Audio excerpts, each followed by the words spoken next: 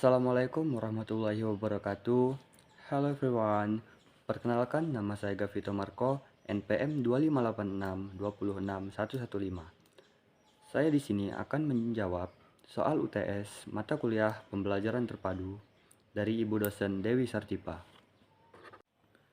Soal yang pertama adalah jelaskan pengertian pembelajaran terpadu dan sebutkan 3 ciri utamanya.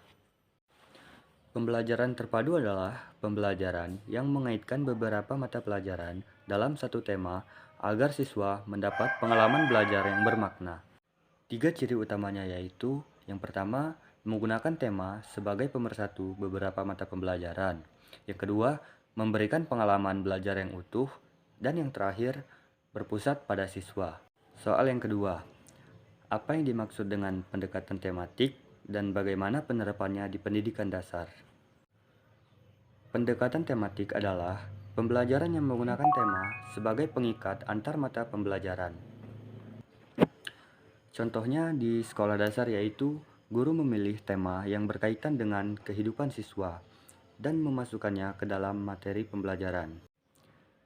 Soal yang ketiga adalah sebutkan dan jelaskan 4 langkah utama dalam pembelajaran berbasis proyek. Yang pertama adalah menentukan topik proyek dengan cara memilih masalah nyata yang akan diselesaikan. Yang kedua, membuat rencana proyek dengan cara membuat rencana dan kegiatan dan pembagian tugas. Yang ketiga, menghasilkan proyek dengan adanya siswa bekerja dan menghasilkan produk atau solusi.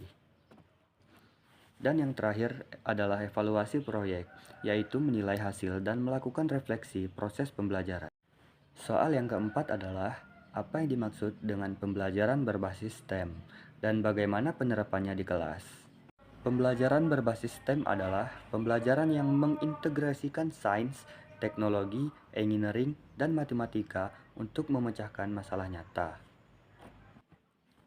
Penerapannya melalui kegiatan eksperimen, pembuatan alat sederhana, dan pemecahan masalah berbasis proyek. Soal yang kelima adalah langkah-langkah apa saja yang perlu dilakukan dalam penyusunan rencana pembelajaran terpadu yang efektif. Yang pertama, menentukan tema. Yang kedua, menentukan kompetensi dasar tiap mata pelajaran. Yang ketiga, membuat jaringan tema. Yang keempat, menyusun kegiatan pembelajaran. Dan yang terakhir, menentukan penilaian dan alat evaluasi.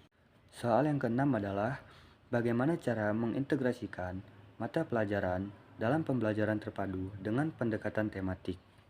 Caranya yaitu dengan menentukan tema yang relevan, mengelompokkan kompetensi dasar yang saling berkaitan, menyusun kegiatan belajar yang mencakup beberapa mata pelajaran sekaligus. Soal yang ketujuh adalah apa saja manfaat utama dari penerapan pembelajaran terpadu bagi perkembangan siswa. Manfaatnya yaitu meningkatkan kreativitas dan berpikir kritis, menumbuhkan rasa kemampuan untuk memecahkan masalah, membuat pembelajaran lebih bermakna dan kontekstual. Soal nomor 8 adalah sebutkan peran-peran yang harus dijalankan oleh guru dalam penerapan pembelajaran terpadu. Yang pertama adalah sebagai perencana kegiatan belajar, yang kedua sebagai fasilitator dalam pembelajaran, yang ketiga sebagai pembimbing dan motivator siswa, dan yang terakhir sebagai evaluator hasil belajar. Soal nomor 9 yaitu jelaskan cara-cara melakukan evaluasi dalam pembelajaran terpadu yang sesuai dengan tujuan pembelajaran. Dengan cara menggunakan observasi, portofolio, penilaian proyek, dan refleksi siswa.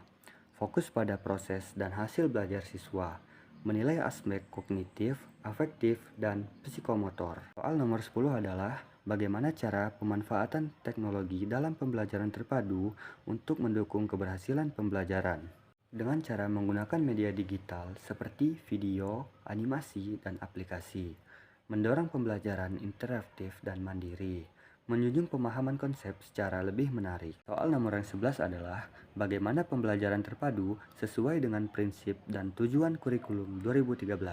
Keduanya berpusat pada siswa, sama-sama berbasis kompetensi dan tema, mengembangkan sikap, pengetahuan, dan keterampilan secara seimbang.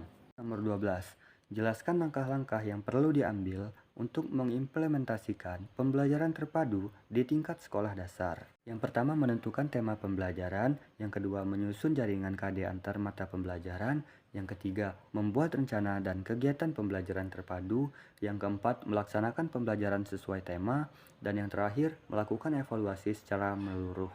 Soal nomor 13 yaitu berikan contoh penerapan pembelajaran terpadu pada materi pelajaran sains di kelas.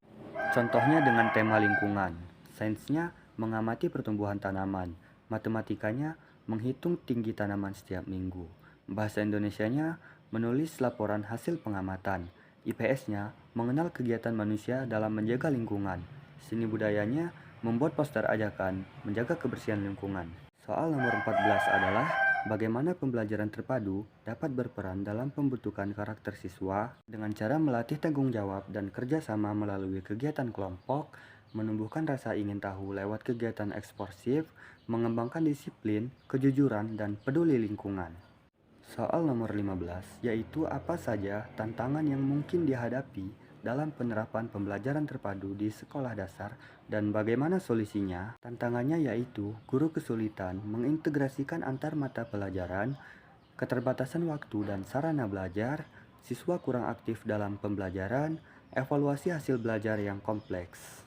Solusinya yaitu mengadakan pelatihan bagi guru tentang pembelajaran tematik, menggunakan media dan sumber belajar sederhana di sekitar sekolah, dan melibatkan siswa secara aktif dalam kegiatan proyek.